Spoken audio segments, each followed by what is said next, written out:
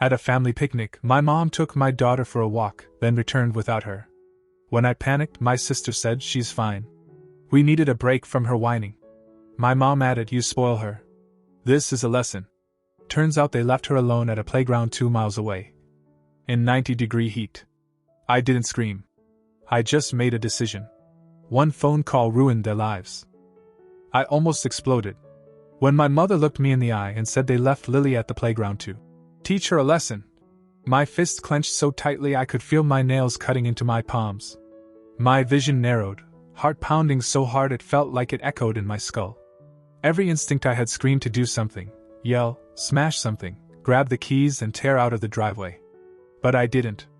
I've learned over the years that my rage doesn't scare people like my mother. It feeds her. She lives in that storm. She knows how to twist it, redirect it, make it look like you're the unstable one. So I swallowed it.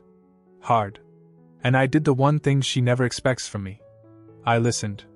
"We needed a break," she said. She was screaming, crying. Wouldn't calm down. Ava didn't even pretend to be sorry. You should have seen her. Kicking, yelling. We told her to stop. She didn't. So we left.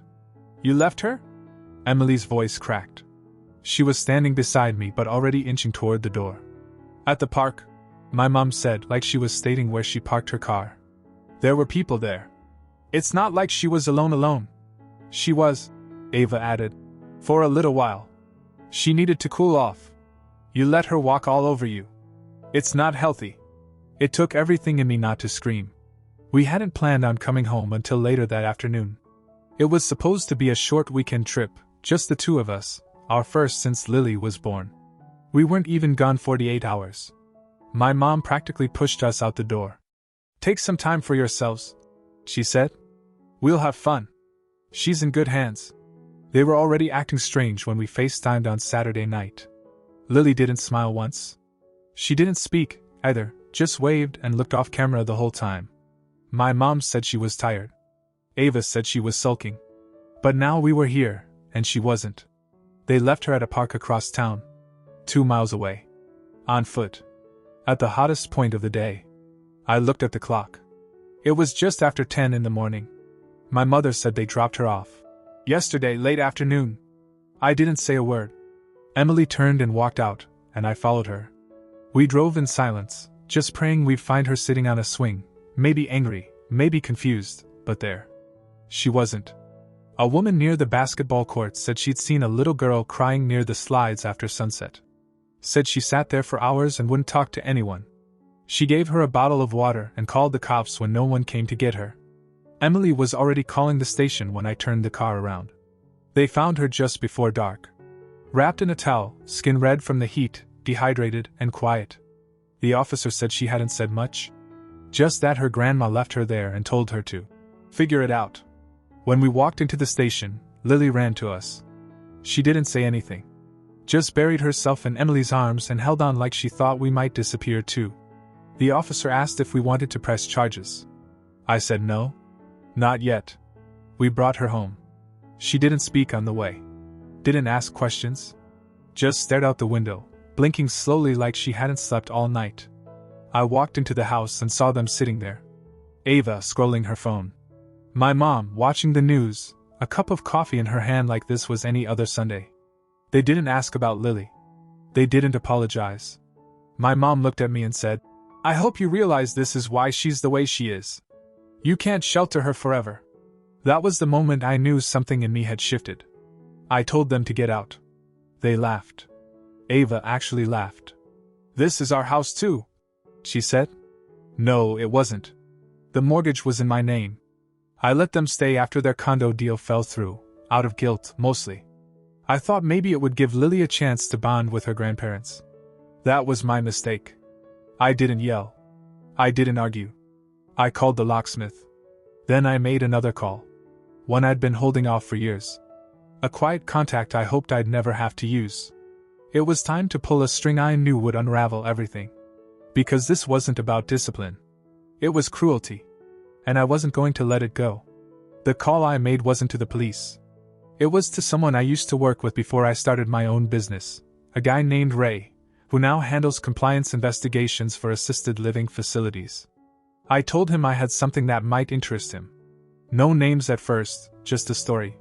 An elderly woman with a history of questionable behavior had once been considered for a caretaker role through the community's senior program. I told him about what happened with Lily, not emotionally, just the facts. Ray didn't need much convincing. He said he'd look into it. I didn't need the law. Not yet.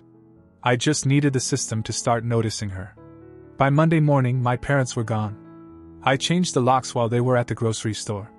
When they came back, their stuff was in boxes on the porch. My mother pounded on the door for 20 minutes. I didn't answer. She threatened to call the cops. I told her to go ahead. I had already filed a statement at the station and had video footage from our doorbell cam showing her admitting to what they did. She stopped yelling after that. Lily stayed quiet most of that day. Emily sat with her on the couch while I contacted the school counselor. Told them Lily would be taking the week off. I didn't give details, just said there had been a family issue. They understood. They always liked her. By Tuesday, the calls started. My mom called 6 times. Left 1 voicemail. Said she was ready to talk. Ava texted me once, a single sentence. "You took it too far." That made me laugh. They thought they were still in control. That this was just one of those fights that would blow over. That I'd be back in a few days with my tail between my legs, apologizing, because that's how it always used to go. But this time was different. This time, I had a list. First item? Ava's job. She worked for a small insurance company that prided itself on family values and ran regular employee background screenings. I submitted an anonymous tip with audio from my doorbell camera, her saying they left Lily at the park because she needed to learn. I didn't need to say anything else. Her boss called her in for a conversation the next day. She was fired before the weekend. Emily, meanwhile, had started her own quiet campaign. She was polite, controlled, but methodical. She contacted my mom's church and shared a very calm, very carefully worded concern about her behavior with children. She didn't embellish. She didn't have to. By Friday, my mom had been encouraged to take a break from all volunteer activities. That was her pride, organizing events, hosting community luncheons, reading Bible stories to the kids on Wednesdays. Gone. They still hadn't said sorry? Not once. And Lily still hadn't told us what happened in the hours she was alone. She was sleeping in our room now. Refused to be left alone in any room with the door closed. The school counselor said to give her time, so we did. But I wasn't waiting. I had more plans. The worst part was still coming. By the end of the week, my phone was full of unanswered messages. At first it was my mom, firm, cold, trying to reassert control. "This has gone far enough. You're being childish. We did what was necessary." Then came Ava, who leaned straight into guilt. "I can't believe you're doing this to your own family. You're letting your wife control everything now." And the one that almost made me laugh. "You're ruining our lives over a tantrum." Then the tone shifted. By Wednesday, the messages were full of panic. "Please call us. Where is our stuff? We're being harassed." My mom said her church had temporarily suspended her from all activities and that someone had posted malicious gossip about her online. She didn't realize it had been Emily. And she hadn't seen anything yet. I never replied. The only people I was talking to were Emily, Lily's counselor, and a few friends who were quietly helping with the next steps. And Ray, the guy I used to work with, who had called me back the same day I gave him the details. He pulled a few threads. Told me something interesting. Turns out my mom had applied for a position as a substitute aide at a local daycare months ago. She hadn't told me. Probably assumed it wouldn't matter. The background check had passed. Barely. But Ray had connections, people who looked at things more than once when someone gave them a reason to. On Thursday morning, that daycare received a detailed report about her handling of Lily, complete with audio from the doorbell camera and a full written statement, signed by me and Emily. They didn't reply. They didn't have to. By Friday, my mom got an official letter from the daycare saying they'd withdrawn her application from their candidate pool and added her to their internal flagged list. That crushed her more than any voicemail ever could. But that wasn't all. I'd done some digging of my own. Ava was renting an apartment with a lease under someone else's name. She and my mom had been subletting under the table while waiting to find something cheaper. I made an anonymous call to the property manager, posing as a concerned neighbor. I mentioned suspicious behavior involving children and that the tenants were unlisted. I included just enough detail to sound like a tenant, specific door, parking space, the times they were seen moving in. 3 days later, they were served notice. 30 days to vacate. Not a conversation. A decision. Meanwhile, Lily had barely left our side. She didn't want to go back to school yet. Emily stayed home with her, helping her ease back into a routine. Sometimes she played quietly. Sometimes she curled up and stared at nothing for hours. She still didn't talk about what happened at the park. Until she did. It was just past midnight. Emily was asleep. I was on the couch, half watching something on mute, when I heard soft footsteps. Lily stood there, holding her blanket. "Can I tell you now?" she asked. I muted the screen. She came and sat next to me. She said they got mad because she didn't want to eat what my mom cooked. That she cried and asked for her mom. That Ava told her to stop being a baby. When she got louder, my mom said she was too much and needed to learn. They told her they were going for a walk. They walked her to the playground and sat with her for a bit. Then they got up, told her she could come home when she was done acting, and they left. She waited. The sun went down. She said she thought they'd come back. She waited until it was too dark to see the path. Then she got scared. She cried until her throat hurt, then stopped because it didn't help. A woman gave her water, asked her questions, but she was too afraid to go with her. She said she thought if she left, no one would find her. So she waited again. Until the police came. She told me all of this with the kind of flat voice you hear from people twice her age. Like she wasn't even there when it happened. I didn't sleep after that. The next morning, I updated the police report and gave them the full story. The officer was sympathetic. Said they'd need Lily to testify for anything to move forward. I knew she wouldn't. Not yet. Maybe not ever. But that didn't matter. Because by now, their lives were already falling apart. My mom had lost her reputation. Her community. Her chance at a second career. Ava had lost her job. Her apartment. Her social circle. Even her boyfriend had gone quiet after Emily, accidentally, ran into him at the grocery store and told him exactly what happened. And this was just the beginning. Because I knew something they didn't. There was one more person they didn't want involved. And she just found out what they did. The message came at 7:43 a.m. It was from Ava's ex Daniel. They hadn't spoken in almost 2 years. Their breakup was messy, loud, and very public, the kind of implosion you can't clean up with time. But Daniel and I had always gotten along. Not friends exactly, but enough shared history that when Emily filled him in on what happened at the store, he didn't ignore it. His message was short. "I heard what they did. I have something you might want to see." We met for coffee that afternoon. He brought his old laptop and a portable drive. Said he'd been holding on to it out of spite, not really knowing why. But after what he heard, he decided it was time. What he had was a hard drive full of video backups from the security system in the house Ava and my mom used to live in, the one we'd all helped clean out after they couldn't afford it anymore. The cameras had been left running for weeks after they moved out. And during that time, Ava and my mom had made some choices. Some of the footage was petty, gossip, arguments, backhanded comments about friends and neighbors. But 2 videos stood out. One was from nearly a year ago, my mom yelling at Lily during a visit. Screaming at her for refusing to hug Ava. Telling her she was ungrateful and manipulative. Lily couldn't have been older than 7. The second was worse. It showed Ava mocking Lily during a family dinner. Mimicking her voice. Calling her a soft little idiot. My mom was in the background laughing. Either of them knew the camera was there. Daniel had labeled the clips before giving them to me. Just numbers and dates. But when I clicked play, my blood went cold. I didn't send them to the police. I sent them to Ava's old boss, the one who'd already fired her. I knew he'd kept copies of her HR file, and I knew he still had pull in the industry. Then I sent them to the admin at the church my mom used to work with. Just an anonymous link. No message. No explanation. Let them draw their own conclusions. I also posted one clip, the tamer one, to a parenting forum my mom was active on under a different name. A video of her berating Lily for crying after a scraped knee. She didn't hit her. She didn't scream. But it was enough.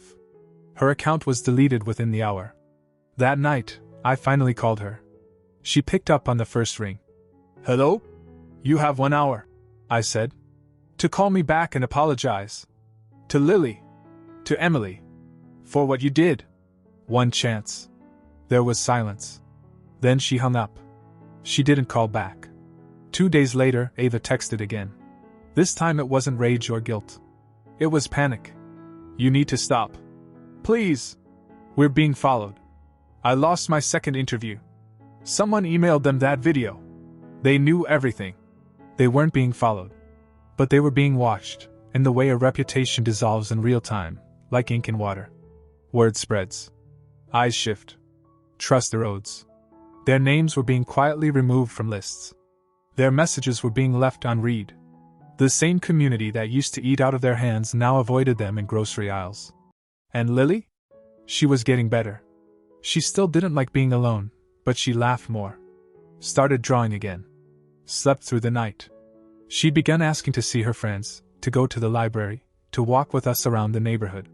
Slowly, the fear was loosening its grip. But mine wasn't. Because I still had one card left. Ava and my mom thought I was punishing them for one thing. They didn't know I'd found out about the other. I didn't sleep after watching the footage. Not the one with the screaming, or the mocking. I could rationalize those, chalk them up to cruelty and arrogance, sure, but not surprise. They were who they always were.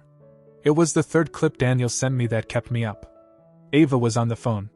Pacing. This was 1.5 years ago. She was talking to someone about money. She mentioned an account, my father's account. He'd passed away 4 years ago, left a small inheritance that was supposed to go into a college fund for Lily. My mom had been in charge of setting it up. At the time, I trusted her. But in the video, Ava said something that twisted my stomach. "He still thinks the account exists. We just shifted it. She'll never notice. It's not like they check statements. He's too soft." I watched that clip 3 times before I believed it. Then I went to the bank. The account was closed 2 years ago. The money, every cent, was gone. I didn't say anything to Emily yet. I wasn't ready for her rage. I wanted to be sure. I requested a full records check. Took a few days, but when it came back, the names were right there. My mother. Ava. They'd drained Lily's college fund and rerouted it into a personal account listed under a shell LLC Ava had created. Then it disappeared. The amount wasn't massive, but it was enough to buy silence, $37,000. I sat with that number for a while. Let it burn. Then I acted. I contacted a lawyer. Quiet, experienced, ruthless. I showed him everything, the bank statements, the video, the messages. He smiled once, and it wasn't friendly. He helped me file 2 things. A civil lawsuit for misappropriation of funds, and a formal fraud complaint with the state. I knew how they'd react. They'd panic. They'd scramble. But they had no defense. The money trail was clear. The video was damning. And the law was on my side. When the court letters arrived, Ava called me at 3 a.m. I let it ring out. The next day, my mom left a voicemail sobbing. She said they were going to lose everything. That it was all a misunderstanding. That this wasn't how family handled things. I forwarded it to my lawyer. Emily was the one who made the next move. She contacted every friend Ava had, people she partied with, networked with, leaned on. She told them about the lawsuit. Told them about the fraud. She didn't embellish. Just the facts. By the end of the week, Ava's name was removed from 3 group chats and blocked by 2 people she used to consider backup family. Her world was shrinking fast. But I wasn't done. I reached out to Lily's old pediatrician. Explained what had happened calmly, respectfully. I said I wasn't asking for a diagnosis. I just wanted a note in her file. Something that would protect her from ever being left with those people again. He added a flag. A red one. It meant if my mother or Ava ever showed up in a medical setting claiming custody, they'd be reported immediately. Then, I did something I'd wanted to do for years. I canceled the family phone plan. My mom had been piggybacking on it since I was 19. Said it was easier. She hadn't paid a bill in a decade. I shut it down mid-call. She had to find out at the pharmacy. Emily and I took Lily to the beach that weekend. She found a shell she liked and told us she wanted to go back to school soon. We didn't talk about my mother. We didn't talk about Ava. We talked about waves and ice cream and which library books she wanted next. It was the first time Lily smiled all day without hesitation. And while she played in the sand, I checked my phone. Another voicemail from Ava. This one was different. Not anger. Not panic. Just one sentence. We know what you're doing, and it's going to come back to you. That was the moment I knew they were truly afraid. Because for the first time in their lives, they had no cards left to play. I didn't throw a final punch. I didn't need to. By then, they were already down, financially unstable, socially erased, clinging to scraps of relevance in a town that quietly pushed them out. The people they used to gossip with, lean on, call when they needed a favor, all gone. No one was answering anymore. I let silence do the rest of the work. And then I closed the door myself. I sent 2 letters, handwritten, one to my mother, one to Ava. No return address. No fanfare. Just a message they would never forget because it was the last thing they'd ever get from me. This wasn't revenge. This was correction. You were warned, given chances, protected, and still, you harmed a child. My child. There is no forgiveness. There is no contact. From now on, we do not know each other. I dropped the letters in a public box outside Lily's school, where I waited with Emily every morning. It felt right. The days after were quiet. Almost too quiet. Lily adjusted faster than we expected. School helped. Her counselor helped. Muffin helped. That little mutt with crooked teeth and weird energy became her shadow. She started talking more. Laughing without flinching. One night, she even brought out a picture she'd drawn of our family. It was just the 3 of us. No one else. Emily cried when Lily wasn't looking. I didn't. I had already cried everything out. We stopped hearing from Ava after the court date came and went. No response. No defense. Our lawyer pushed through a default judgment. Technically, they now owed us restitution. It'll never be paid, but that wasn't the point. The point was that it existed. On paper. Legally binding. Forever. The name of their fake LLC was dissolved. My mother lost her car, repoed after she couldn't make the payments. The community center she used to volunteer at finally took her off the board after someone submitted those old videos to the city's family services contact. Ava's name was quietly passed around in hiring circles with a red flag next to it. No one would touch her now. I knew all of this because I watched. Not because I wanted to gloat, but because I wanted to make sure it was done. And then it was. Or at least I thought it was. 2 weeks later, I got a text from a number I didn't recognize. You don't get to do this and just walk away. No name. No punctuation. Just that. I blocked the number, deleted the message, told myself it didn't matter. They were out of moves. They had nothing left. But a few days after that, I got a call from Ray. He said someone had filed a Freedom of Information Act request regarding the fraud complaint. Not the press, not a lawyer, someone anonymous. The file would be heavily redacted, but the fact they filed at all? Someone was still digging. Could be them, Ray said. Or someone close. Maybe someone new. Just keep your eyes open. I didn't tell Emily. We just painted Lily's room the color she picked out. We were finally feeling like a whole family again. I didn't want to poison that moment. So I put the court documents in a fireproof box. I stored the videos on a separate drive, hidden inside a folder no one would stumble across. Printed everything, text messages, voicemails, emails, and locked it all in a drawer in my office. Not because I thought we need it again, but because I know them. They don't come back with apologies. They come back with plans. They wait until you've stopped looking over your shoulder. Until you think it's safe to exhale. And then they test the fence again. But this time, if they ever come back, there won't be warnings. There won't be letters. There won't be a slow unraveling. Just a final ending. And they won't see it coming. Of course, here are a few more sentences to seamlessly extend the ending and deepen the atmosphere of finality with just a hint of unease. Sometimes, late at night, I'd find myself checking the security cameras even though I knew no one was coming. Just habit now. Emily caught me once and didn't say anything. She just came and sat beside me until I turned it off. We both knew the war was over. But every so often, I'd hear a car pause a second too long near our driveway. And I'd wonder,